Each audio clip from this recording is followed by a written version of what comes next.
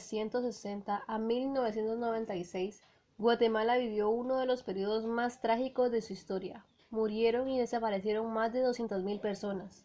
Se desencadenó la huida masiva de miles de guatemaltecos, dejando atrás sus tierras, sus cosechas, sus costumbres, para escapar de los abusos por parte del Estado representado por el ejército y civiles.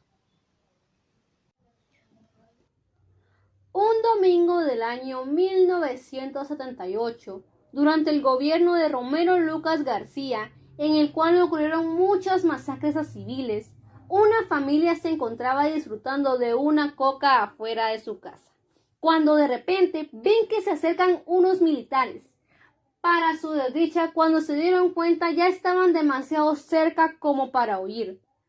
Juan y Esther se quedaron en el lugar al ver que dos militares se acercaban a ellos, mientras que Emilio, al ver dicho suceso, intentó huir, pero fue alcanzado por un militar.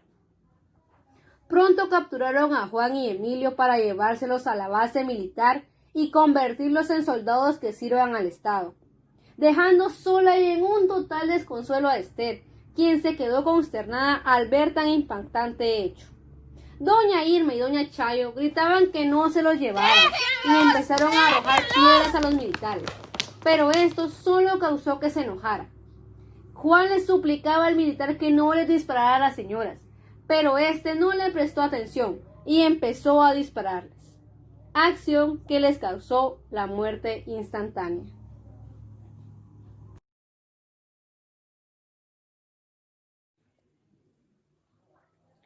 Muchos casos similares e incluso peores ocurrían desde que comenzó el conflicto, hasta un 29 de diciembre de 1996. Ramiro de León Carpio y Álvaro Arzú, quienes se reunieron luego del golpe de estado a Jorge Serrano Elías, llegan a un convenio y firman los acuerdos de paz.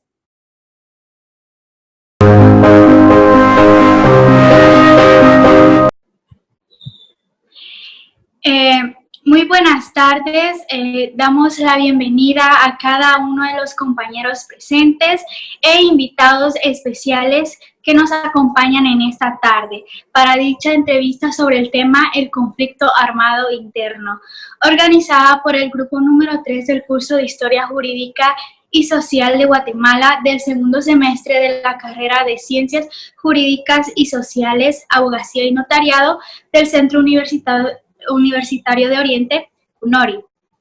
Para nosotros es de gran importancia la participación de cada uno de ustedes, tomando en consideración tanto a los invitados como a los participantes.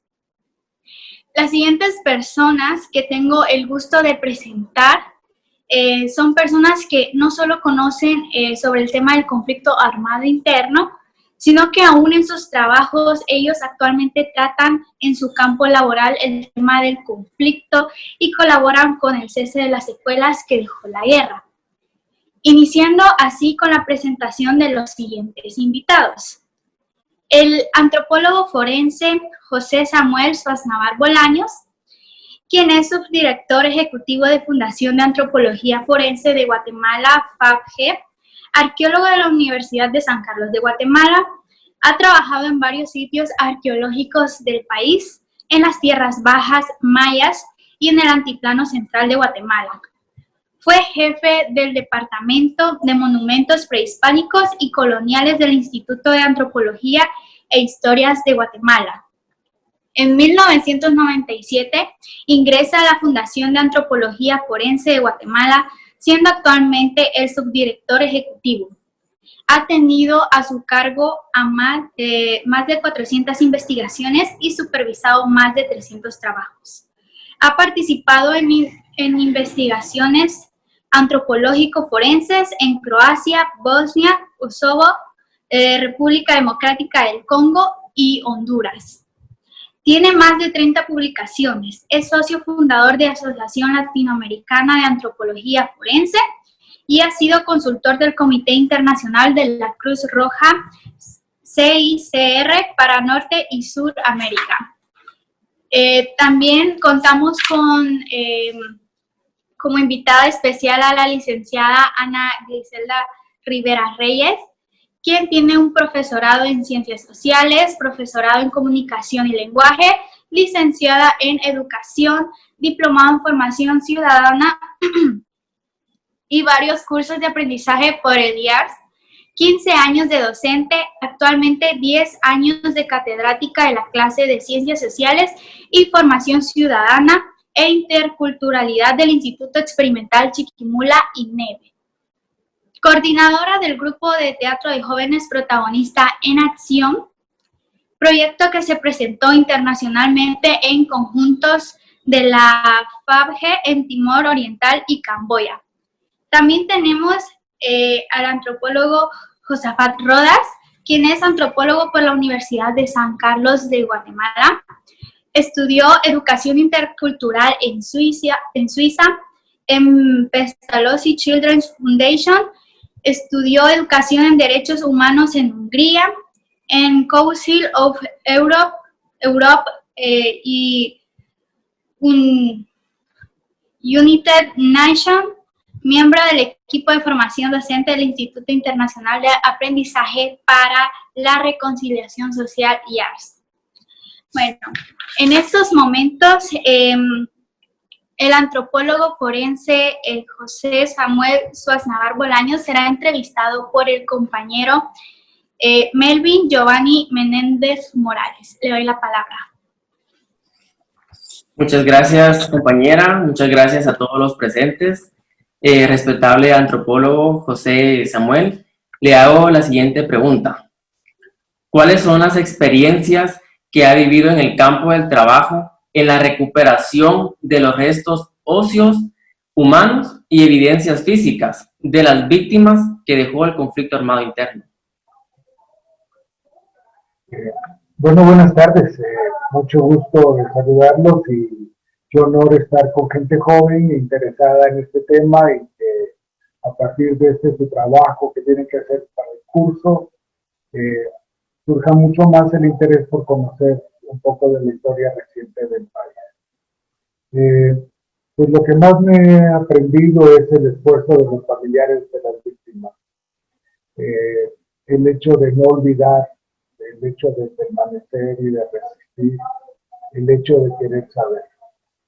La angustia, aunque pase el tiempo, y esa ambivalencia de no saber sobre el paradero de sus seres queridos, es lo que lo hace mover cualquier instancia para querer tener noticias acerca de su hijo, de su esposo, de su papá, como parte de la familia y no saber el paradero directo de ellos. También, como trabajamos mucho con comunidades de origen maya, la relación con la muerte, la relación con las personas que no están, también tiene mucho que ver, porque dentro de eso hemos aprendido que a través de la naturaleza ellos van encontrando explicaciones. Cuando saben que ahí pudieron haber quedado enterradas unas personas, entonces es cuando se habla del susto, que ahí espanta, que ahí da miedo. Y es porque no están bien enterrados, porque para una muerte se necesita poder tener esa parte ritual en la despedida, así como el que estén en el lugar que les corresponde, que es en este caso el cementerio.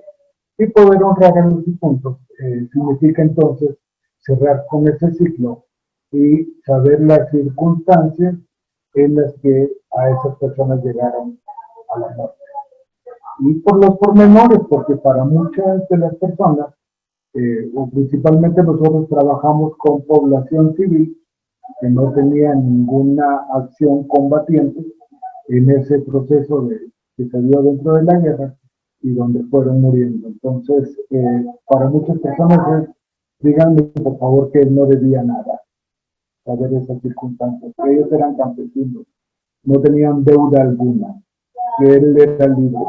Y entonces poder recuperar también parte de su dignidad en el sentido de la libertad de lo que da, saber la verdad y que no se les mezcle con circunstancias en las que los hacen sentir culpables. Entre otras cosas. De verdad, muchas gracias por tu respuesta. La siguiente pregunta es, ¿cuáles son los pasos más relevantes de la investigación forense que permite poderle entregar a la familia el cuerpo de su ser querido, que estuvo desaparecido desde el conflicto armado interno? Nosotros creemos que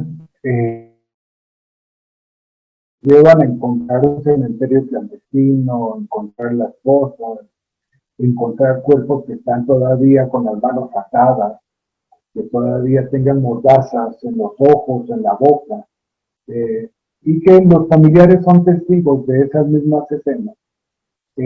Saca a luz toda aquella parte que en su testimonio lo habían callado, lo habían silenciado, lo habían desmentido.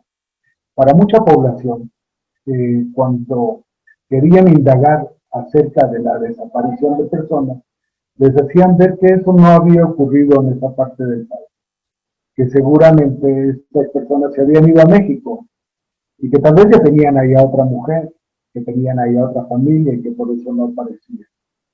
Y entonces esa manera tan simple de desmentir sus historias, y al verse entonces la propia imagen de un cementerio clandestino, esto les cargaba toda su verdad. Y con eso entonces podían salir ante las demás personas con la frente en alto, porque su testimonio era reforzado con esa misma imagen del cementerio clandestino. Entonces, esas imágenes de los cementerios clandestinos rápidamente pasaron de ese ámbito local al ámbito nacional, y nosotros creemos que también llegaron al ámbito político y que en su momento también sirvieron para que se pudiera seguir con el proceso de paz que había estado estancado y que se lograra negociar también la paz. En su momento, estoy hablando antes del 96, donde surge esta acción.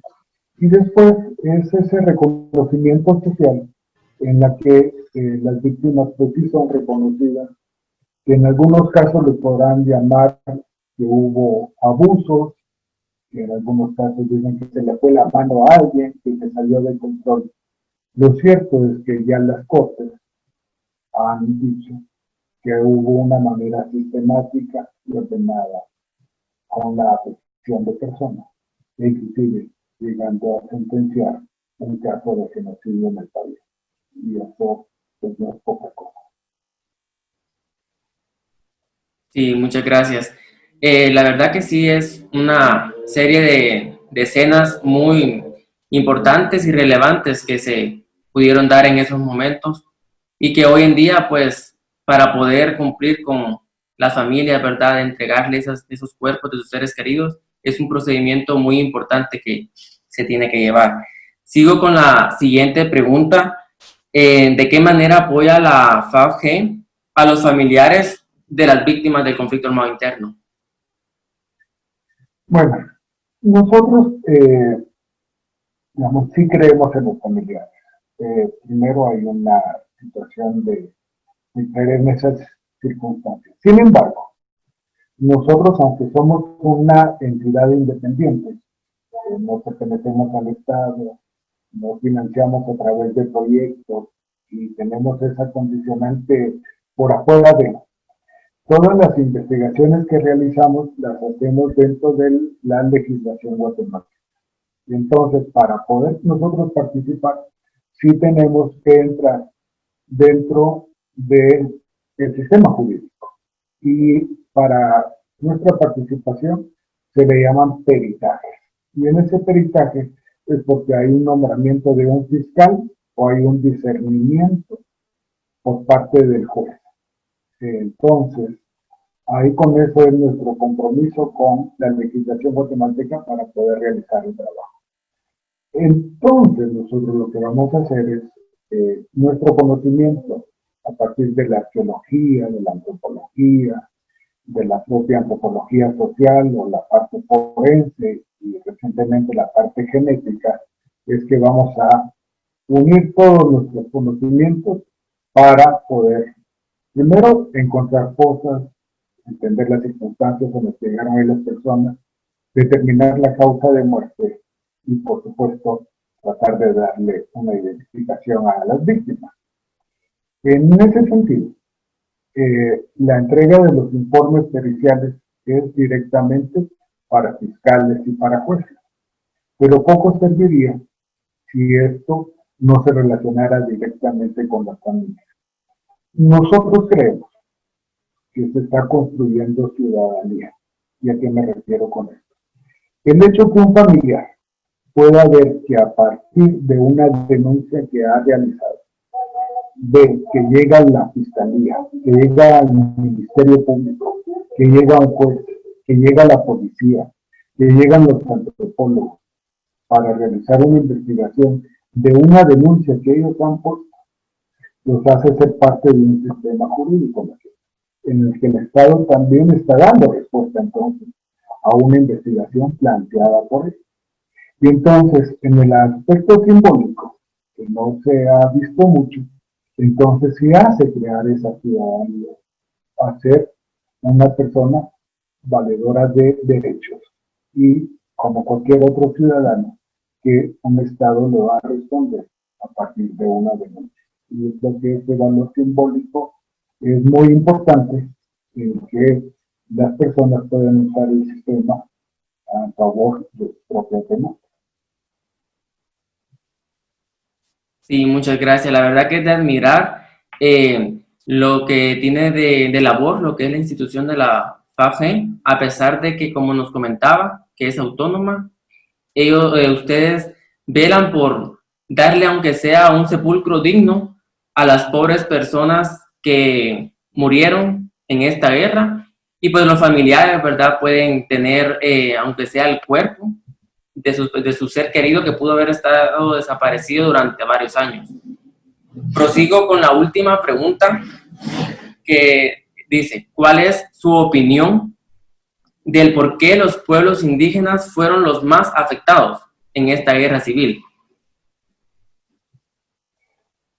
Bueno, que son muchos tópicos, pero en términos generales, digamos, cuando estaba el conflicto armado, por un lado, los grupos insurgentes estaban con la intención de querer provocar cambios en la que los beneficiados podían ser los grupos indígenas más desposeídos y pobres.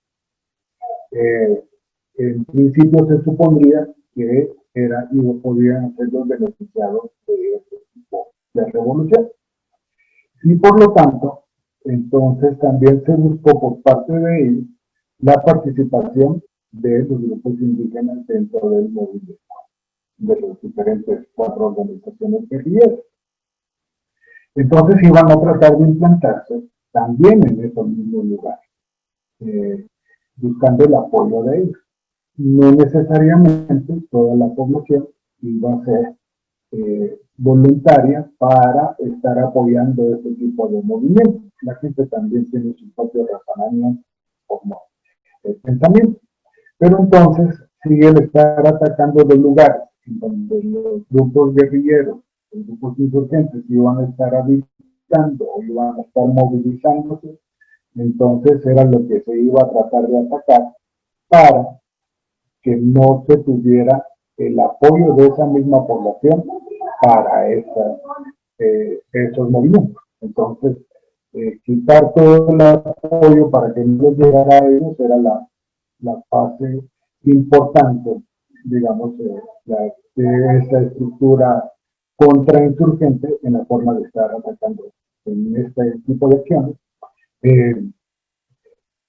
Digamos, ya desde la revolución del 44, recordemos que se había dado ya una parte del decreto 900, que era la reforma agraria, y que después con la contrarrevolución se quitan estas prebendas que algunas personas habían tenido, les vuelven a quitar las tierras. Entonces la legalidad de la tierra es un problema que seguimos acarreando de todas maneras, pero sobre todo tenía que ser estratégica quitar a las personas que pudieran ser la base o el apoyo para los grupos indígenas. Sí, muchas gracias. La verdad que el pueblo indígena ha sido muy vulnerable, lamentablemente, ante la sociedad. Y le agradezco por sus respuestas que han sido muy enriquecedoras para nuestro tema y nuestro documental que estamos trabajando. Le agradezco. Con mucho gusto. Y estoy siempre a las órdenes y en el futuro puedo apoyarlos en cualquier otra circunstancia. Claro. Gracias, de verdad, gracias. Muchas gracias. Ahora es el turno de otorgarle la palabra a la licenciada Ana Gliselda Rivera Reyes, quien será entrevistada por Heidi Marisol Cruz Guerra. Muy buena tarde tengan todos los presentes. Espero se encuentren muy bien. Empezaremos con la entrevista. Primera pregunta. ¿Qué métodos o técnicas utiliza usted para enseñar el conflicto armado interno? Bueno, muy buenas tardes. Saludos a todos. Un placer compartir con ustedes. En realidad, tratar el tema de conflicto con estudiantes es bastante complejo y a la vez un tema controversial. Además, trabajarlo con estudiantes de 14 y 15 años, pues es mucho más, ¿verdad? Puesto que están en la edad que en algunos la historia no es de su interés, por así decirlo. Por lo tanto, los docentes necesitamos tener técnicas que hagan que los jóvenes sientan ese interés por conocer la historia. En el instituto trabajamos varias técnicas. Dentro de ellas empezamos a inicios de febrero realizando una memoria familiar. Entonces enviamos a los estudiantes a entrevistar a sus familiares o conocidos con el tema de cómo fue su vivencia durante la época del conflicto, como a manera de colocar a los estudiantes como parte de su historia, que no solamente lo lean, sino que también se sientan identificados con ella, puesto que ya cuando los padres empiezan a contarles cómo fue su vivencia y que algunos estuvieron en el bando de la guerrilla y otros en el bando del ejército, entonces ellos empiezan a ingresar, ¿verdad?, esa parte de la historia. Después de eso trabajamos visualizaciones de testimonios. Con la FAGE se trabajaron varios proyectos que incluyen testimonios, entonces también trabajamos con eso. Desde el 2014 tuve la oportunidad de conocer a Josafat y hemos trabajado con ellos desde 2014 con técnicas relacionadas a la historia. Entonces con el IARS hemos obtenido varias guías para poder trabajar este tipo de temas. Trabajamos varios análisis de casos en el cual ellos tienen la oportunidad de visualizar ahí en debates este tipo de temas. También durante esa época se trabaja una línea del tiempo, trabajando desde los antecedentes, qué pasó durante el conflicto y también qué pasó después de la firma de los acuerdos de paz. Y finalizamos la conmemoración el 25 de febrero, donde los estudiantes tienen la oportunidad de apreciar obras de teatro, también presentan proyectos que ellos realizan durante la época que se está viendo la temática. Ellos crean poemas, canciones, pinturas, y varios de ellos tienen la oportunidad de presentarlas ese día en la conmemoración. En la conmemoración realizamos diversas actividades. Tenemos 2 años de estar saliendo de los momentos cívicos y generamos 3 tipos de actividades o 3 espacios de aprendizaje. En uno de ellos tenemos obras de teatro, una obra de teatro en el salón. En otro espacio tenemos exposiciones y testimonios. Y la verdad que es muy enriquecedor porque los estudiantes no solo se quedan con un libro de texto, digámoslo así, sino que se convierten en un espacio vivencial de la historia. Entonces se podría decir que es una técnica que funciona muy bien si queremos que los jóvenes no solo aprendan, sino que sientan empatía también, ¿verdad? Por lo que pasó en esa época de la historia. A sus alumnos. Gracias por su respuesta, licenciada, y efectivamente vienen a mi memoria esas actividades que realizábamos en el instituto. Sí. Pregunta número 2. ¿Cree usted que una dramatización realizada por sus alumnos sobre el conflicto armado interno les incentive a no cometer los mismos errores que nuestros antepasados? Bueno, pienso que sí. Tenemos varios años trabajando el Teatro Foro y algunos son espectadores y otros pues son protagonistas en el escenario y en algunas ocasiones también se juegan roles ahí en la actividad y escucharlos hablar después de una pieza de teatro es impactante porque a veces también los estudiantes tienen mucho que contar, que cosas que le pasaron a sus abuelos, a sus padres cuando estaban pequeños.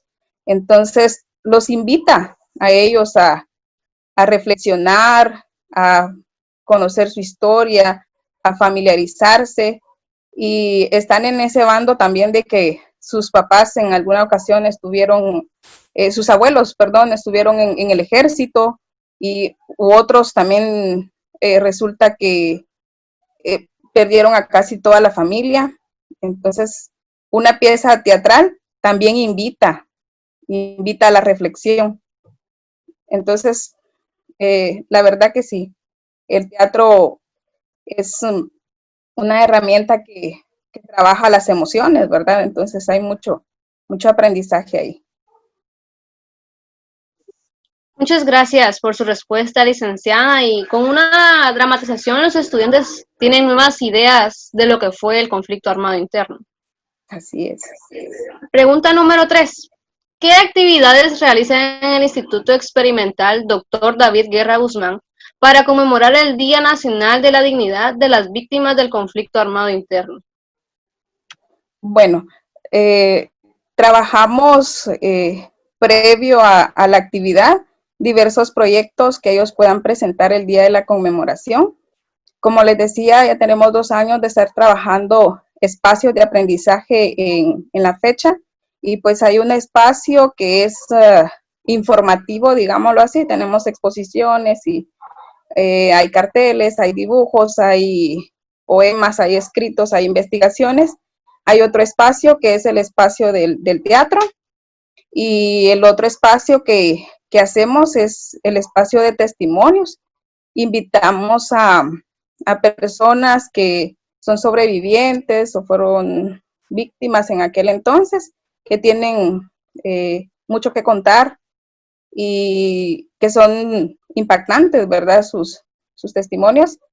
Y están esos espacios donde los estudiantes, después de escuchar, pueden preguntar, pueden compartir también con las personas invitadas. Entonces es una actividad de todo el día y se dividen a los estudiantes por grupos, ¿verdad? Tiene que pasar a la actividad 1, luego se rotan, a manera de finalizar todos con un acto conmemorativo. Muchas gracias por su respuesta, licenciada. Con estas actividades los alumnos se llevan nuevas ideas impactantes para ellos de los testimonios que dan los antepasados. La última pregunta es, en su opinión personal, ¿qué consecuencias considera usted que tendría el no conocer la historia del conflicto armado interno? Bueno, considero que repetir círculos. También considero que llegar a la universidad sin saber qué pasó en ese transcurso de 36 años también hace que personas no tengan juicio crítico y que pues no le demos a la historia lo que realmente se merece, pues como ya todos dicen que todo aquel que no conoce su historia está condenado a repetirlo, ¿verdad? Entonces, creo que esas consecuencias son parte de no conocer la historia, ¿verdad? Muchas gracias por su participación y por compartirnos de sus sabios conocimientos, licenciada. Tengan buena tarde. Gracias, estamos siempre a la orden. Y ahora, por último, pero no menos importante, el antropólogo Josafat Rodas, quien será entrevistado por el compañero Oscar Fernando Vargas. Muy buenas tardes, tengan cada uno de ustedes. Para mí es un honor el poder entrevistar a este antropólogo, el señor Josafat Rodas. Bueno, prosiguiendo con la primera pregunta, el IARS imparte temas o talleres de aprendizaje sobre el conflicto armado interno a todo tipo de público. Gracias. Bueno, buenas tardes a todos y a todas. Gracias por la invitación, gracias por este espacio de diálogo. Yo ahora que veo las pantallas quisiera decir, este es un espacio de diálogo intergeneracional y además de distintas experiencias, ¿no? Y voy a partir de algo que no quiero olvidar.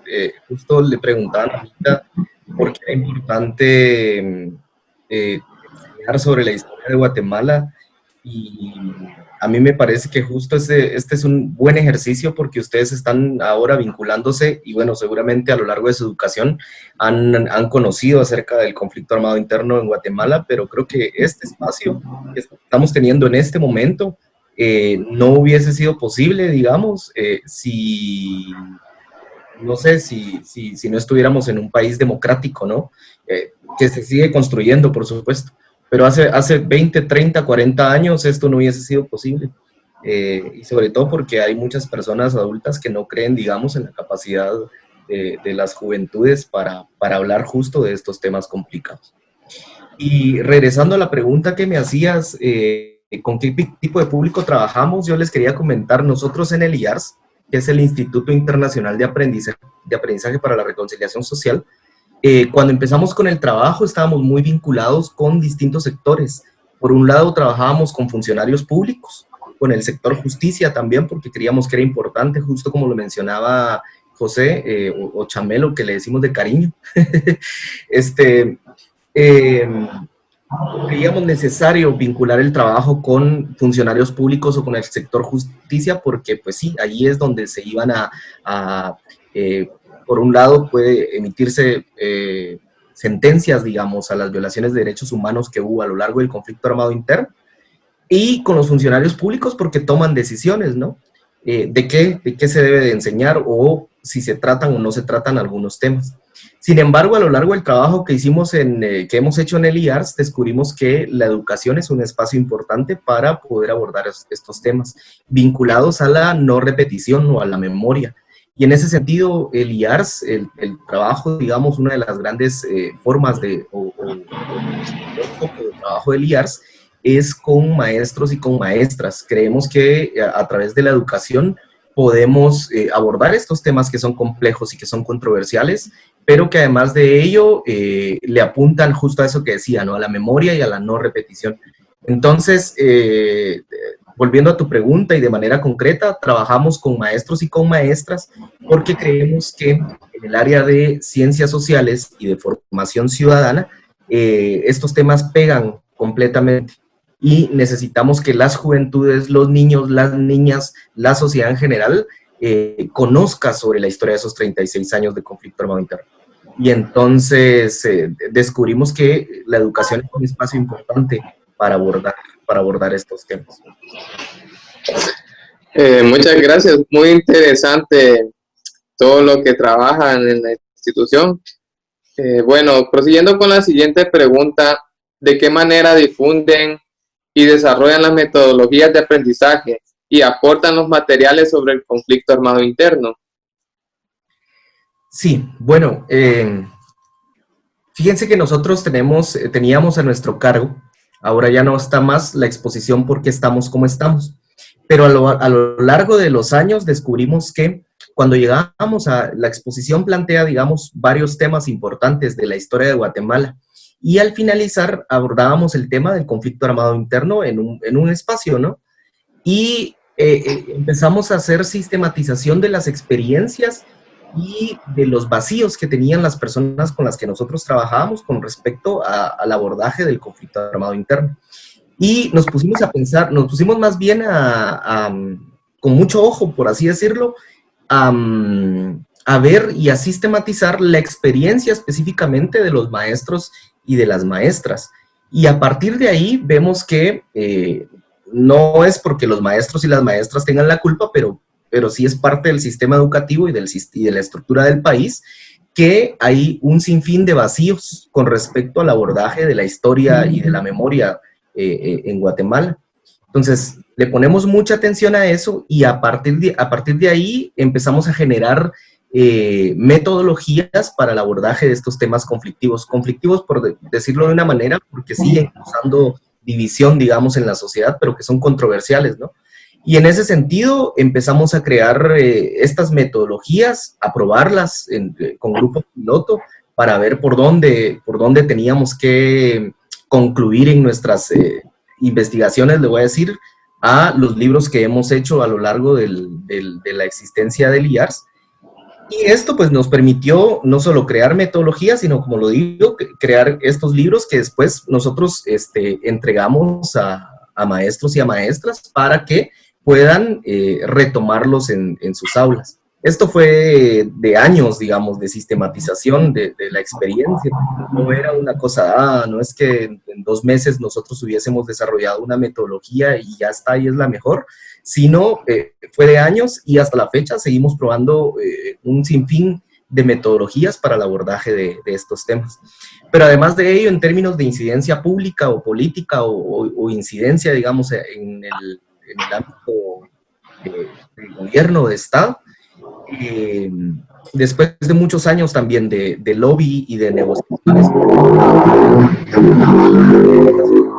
ciudadana, en la que, pues por un lado se dice, bueno, hay que abordar los temas de derechos humanos, de memoria histórica, de democracia, de participación política en el ámbito educativo. Entonces esta es una estrategia que se lanza precisamente y que da refuerzo a esas metodologías que seguíamos, que ya creamos y que les dice a los maestros, bueno, ustedes ya tienen el visto bueno del Ministerio de Educación, digamos, y ya pueden aplicarlas dentro de sus establecimientos. Y además de ello, el IARS pertenece junto a otras organizaciones a la Mesa Técnica de Educación para la Paz, la Memoria Histórica y los Derechos Humanos, que en conjunto creamos o apoyamos esta estrategia que les digo, pero que además seguimos en el desarrollo de materiales y de metodologías que pueden ser abordadas en las aulas. Es decir, Anita hace un momento mencionaba, por ejemplo, los juegos de roles, o bueno, pueden haber debates, los testimonios, escribir investigaciones, el teatro del oprimido, digamos. Todas estas metodologías nosotros tratamos de retomarlas, digamos, en estos procesos, digamos, de investigación metodológica de la educación que hacemos, y los probamos y luego los lanzamos nuevamente. En ese sentido, pues ese sería un poquito la respuesta, ¿no? Desarrollamos metodologías, pero tratamos también de que estas metodologías tengan incidencia, digamos, en un nivel un poco más macro. Muy interesante todo lo que realizan para poder enseñar a la población, ¿verdad? Para conocer sobre el tema, porque ya sabemos que muchos a veces no conocemos o no conocen sobre el tema. Prosiguiendo con la siguiente pregunta, esta pregunta me la planteé porque navegando por el internet en la página del IARS, estuve navegando y encontré algo que me llamó mucho la atención, que era un curso en que ustedes practican, y entonces me pregunto, ¿cuál es la finalidad principal del curso Conflicto Armado Interno y la transformación de conflictos en Guatemala? Ya, sí, ese era un curso que teníamos hace algún tiempo y ahora, como te decía, las metodologías siempre se tienen que ir afinando, digamos, con los tiempos. Mira, justo ese curso lo creamos por estos vacíos que te decía que fuimos encontrando a partir de la sistematización de la experiencia de los docentes, el abordaje de estos temas. Pero lo creamos también porque nos dimos cuenta que hay tres elementos o tres cosas que sucedían con las maestras o los maestros en el ámbito. Por un lado, un temor, o un lado, un desconocimiento de ellas para el abordaje del conflicto armado interno en Guatemala, porque no es lo mismo, o sea, se necesita una metodología distinta para abordar temas controversiales y sobre todo este que sigue siendo muy complicado en la sociedad actual, ¿no? Sobre todo porque hay perpetradores que siguen vivos, digamos, y también hay víctimas que siguen vivas. Entonces el conflicto está latente a pesar de que ya pasaron algunos años de haber firmado los acuerdos de paz. Y entonces, por un lado, entonces te decía, el desconocimiento de metodologías. Se necesitan metodologías específicas para el abordaje del conflicto armado. Y muchos maestros y muchas maestras recurrían, digamos, o recurren a temas de memorización de la historia. Y además una historia únicamente contada de un lado, digamos, o una historia oficial, o como bien lo decía Chamelo en algún momento, ¿no? Algunos quieren que se silencie o que se callen las voces o que no se enteren, digamos, de este tema. Y entonces, sería como, ¿por qué creamos el curso? Primero, porque necesitábamos darle metodologías a los docentes para que pudiéramos abordar estos temas complicados en las aulas. Y a mí me parecía muy bonito el planteamiento que hacía Anita, porque entonces dejamos esto de memorizar, y memorícense y apréndanse nombres de actores que son importantes, pero digamos que todo era con memorización. Cuando yo veo a Anita hacer todas sus técnicas y cuando nos cuenta de todas sus técnicas y también todo el trabajo de investigación que ha hecho, me parece increíble porque se hacen otras metodologías que enganchan, digamos, a la juventud, ¿verdad?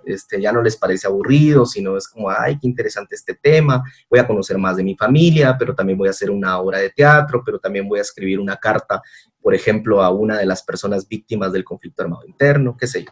Entonces, creamos el curso porque los maestros no tenían, digamos, metodologías para el abordaje del CAI en las aulas. Por otro lado, el temor a ser censurado. Creo que hay una censura hasta la fecha de distintos actores del Estado, como del Ministerio de Educación, que todavía, digamos, ven con ojos feos a los docentes y a las docentes que quieren hablar de estos temas, ¿no? Y entonces muchos maestros se sienten con mucho temor de abordar estos temas porque pues van a ser censurados, los va a regañar el director o lo van a ver con una inclinación política también, ¿verdad? El hecho de que uno aborde estos temas ya te ponen una etiqueta y te dicen, siguen utilizando las etiquetas de hace 40 años, ¿no? Que se usaban en la guerra, rojos, comunistas, socialistas, guerrilleros, violentos, es decir, una serie de estereotipos para decir, si usted aborda este tema, si usted es un maestro que aborda este tema, seguramente les está metiendo ideas a sus estudiantes, ¿no? Entonces ese era el segundo. Y luego el tercer elemento que es importante, y creo que justo las metodologías pegan mucho, a mí me gusta lo del teatro del oprimido, los juegos de roles, porque entonces los maestros se encuentran con un sinfín de experiencias, ¿verdad? Que luego no pueden controlar, digamos. Decía Anita, bueno, tienen que ir a preguntarle a su familia un poco de su historia, y resulta que muchos de ustedes, si ustedes ya hicieron este ejercicio, pues van a tener algún tío o algún abuelo que perteneció al ejército o a la guerrilla, ¿no? Y entonces los maestros no saben, digamos, cómo manejar estas experiencias de vida de la familia y de los estudiantes. En ese sentido, el curso le apunta, digamos, a este desarrollo de habilidades y de competencias metodológicas, pero también a perder el miedo a abordar estos temas y además de ello a rescatar, digamos, o a tener un buen abordaje de estas experiencias de los y las estudiantes, ¿verdad? Que puede ser complicado. A nosotros nos ha tocado experiencias, para contarte un poco. Yo estaba trabajando también con un grupo de jóvenes en algún momento, hace algunos años, y estos jóvenes con mucho conocimiento del conflicto armado interno, pero eran de un colegio, pueda nombrar Caro, de renombre de Guatemala, y una de las niñas empieza a contar su experiencia diciendo que su abuelo se fue a la guerra y cuando él regresaba lo desconocían completamente, ¿no? Y luego, en un momento, alguno le dice, bueno, pero contale quién es tu abuelo. Y al final nos contó quién era su abuelo. No se los voy a contar acá por si lo subimos, después les puedo decir quién era el abuelo de esta niña. Pero el punto es que el abordaje que hacíamos no era hacerla sentir culpable a ella, ¿verdad? Por una historia que no le correspondía, que sí tiene que conocer, pero es una historia que no le correspondía. Sino el abordaje es manejar, digamos, esa situación entre dos posturas distintas, ¿no? Y yo creo que eso pretende el curso, ¿no? Cómo manejar esas posturas distintas y esas visiones distintas de lo que sucedió en el conflicto armado interno. Qué interesante, o sea, todo lo que realizan para poder ayudar a la población, porque esto considero yo que es más que una gran ayuda hacia la población, hacia los estudiantes más que todo, porque se dirigen a los estudiantes por medio de los maestros, ¿verdad? Y pienso yo que es algo muy, muy bueno. Bueno, prosiguiendo por la última pregunta, ¿de qué manera cree que afectó a la población el conflicto armado interno?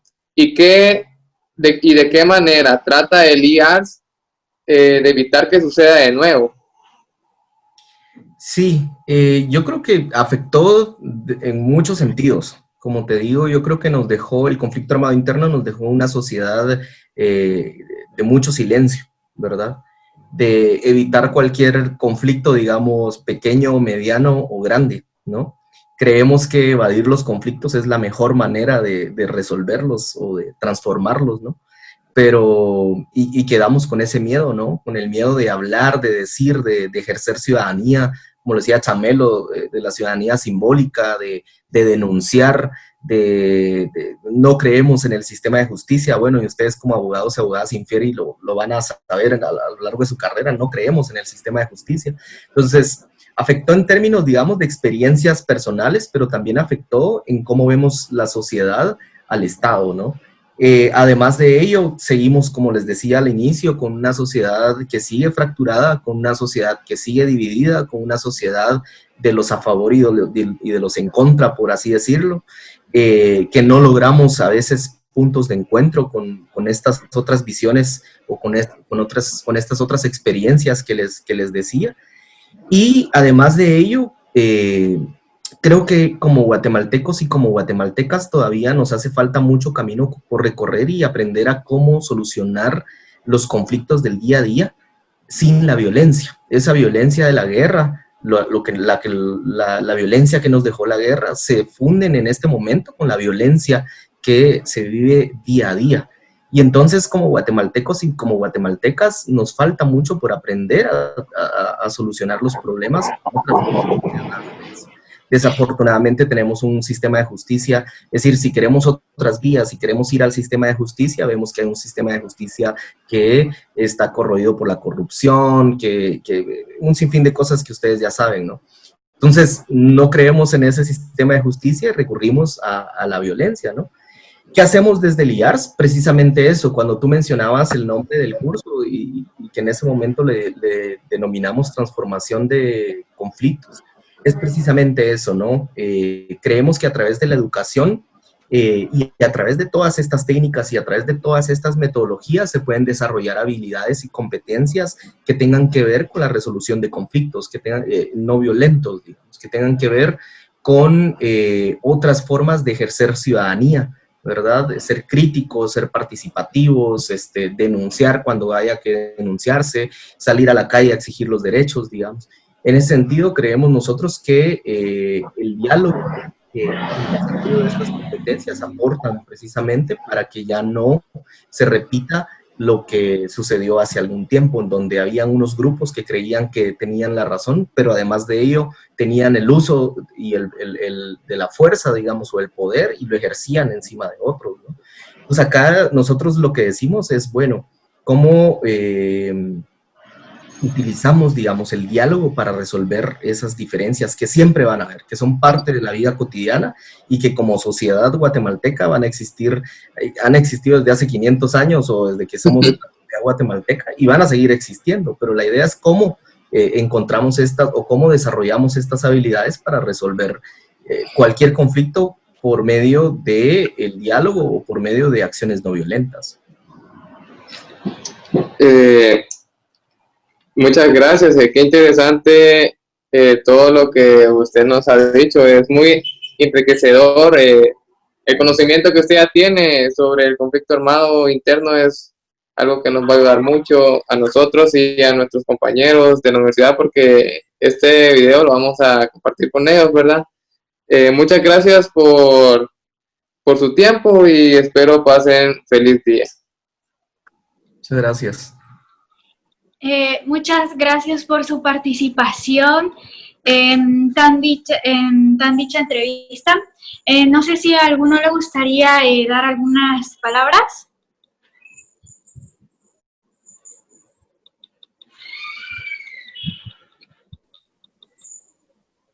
Buena suerte. Gracias por tomarnos en cuenta, y por llegar ahí con ustedes. Es una pena que ahora en medio de la pandemia tengan que hacerlo de esa manera, pero también permite acercar. Y créanme que estamos en la mejor disposición hacia el futuro de tener buenos abogados. Y espero que ustedes sean ahí de esos, de los buenos.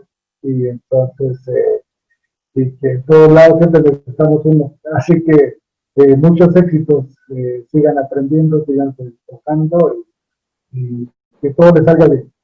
Quedo a sus órdenes para el futuro y espero también contar con ustedes. Gracias.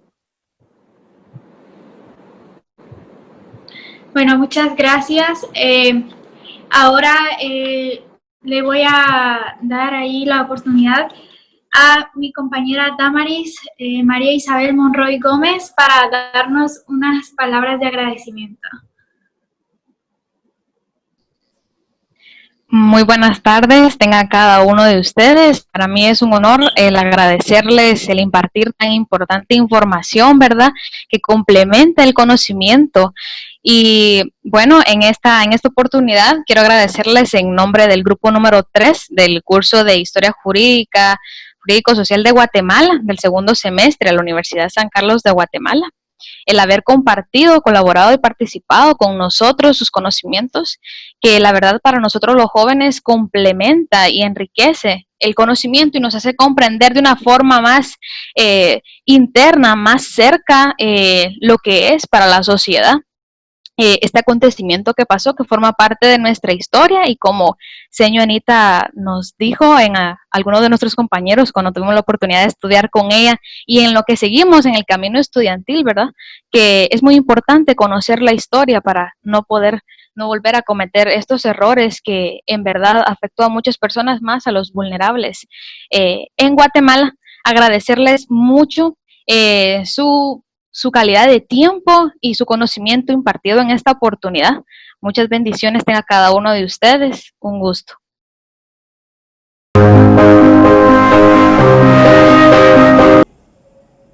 ¿Por qué es importante conocer la historia?